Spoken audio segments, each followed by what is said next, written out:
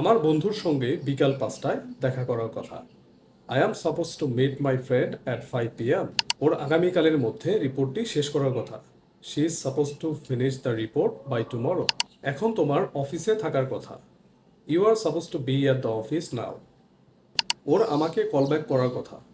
He is suppose to call me back. আমাদের ID card নিয়ে আসার কথা ছিল।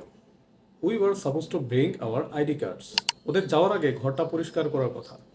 দে are suppose to clean the room before living.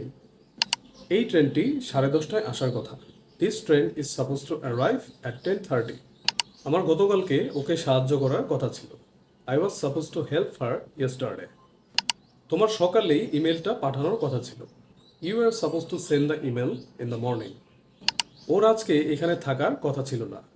He wasn't suppose to be here today. আমার কি এটা একাই করার কথা? Am I suppose to do this alone?